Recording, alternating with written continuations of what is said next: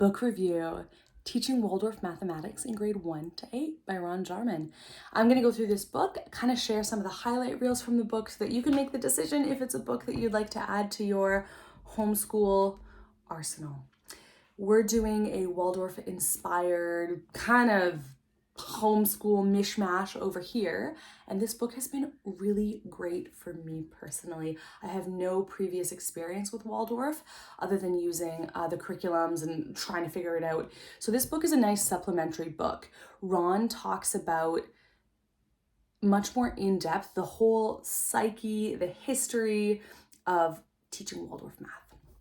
The book begins with a gorgeous quote I must share with you. Kind of sets the tone for the whole book.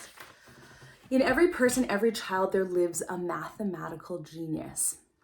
Imagine if we saw each of our children as a math genius. So he has a preface in the book here, and then he starts by talking about some of the ancient mystery schools, talking about Pythagoras, some of the Greek philosophers, and how they viewed mathematics. I really loved this chart. So looking at the different legs of math, I'd never had it explained to me that music is math in movement. So looking at your child, it's not just arithmetic, it's not just geometry. How are they doing with music? How are they doing with astronomy, right? Just realizing it's so much bigger than plain old 1 + 1, 10 × 10 and whatnot. He goes into some other history of mathematics, which is just kind of neat to build one's whole concept. And then he does have quite a few charts in here to break down different steps in understanding math. And for me personally, someone who never liked math, thought I was bad at math, I found it really interesting to just read these first few chapters. Where rubber kind of hits the road as a homeschool teacher and where this is great is he starts to break it down into the different ages. So early arithmetic, class 1.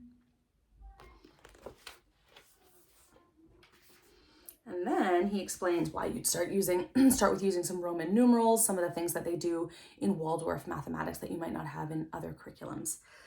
So what I also really liked about this book, suitable examples of what a child should be writing. So this was just, again, class 1 to 3, age 6 to 9. He has a written explanation, and then he shows you those ages. Here's some examples of what math might be looking like. So that was kind of helpful.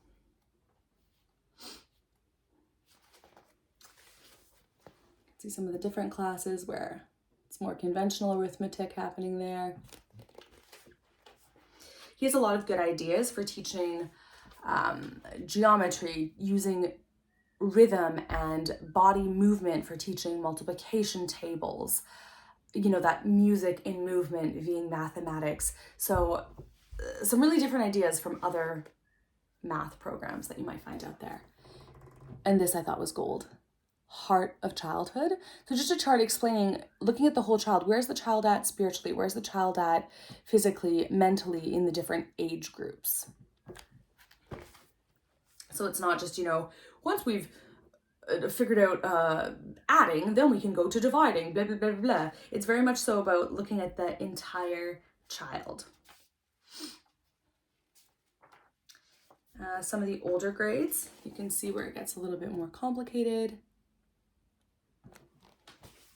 And then there was one more chart I wanted to find in here.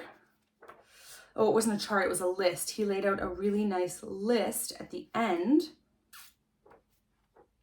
Here we go. So again, summary of mathematics curriculum by the different age groups. So you can kind of see what are some things they should be able to do. And I love that with Waldorf, a lot of it is very real life applicable. So not just learning math at a young age for the sake of learning some abstract topic, but how does this apply to everyday life? So simple money, sums, rhythmic learning by heart for getting your multiplication tables, freehand drawing. There is an element of drawing and art with geometry, music with your mathematics. So it's so beautiful, not just arithmetic, but this whole picture, taking in the whole child. And I'd say this has tremendously helped us in understanding Waldorf math, just because I didn't grow up with it. And I think there can be quite a learning curve. So anyway, let me know what you guys think. Is this a book you're going to grab for yourselves? If you've already read it, what do you think about it? Bless you on your homeschooling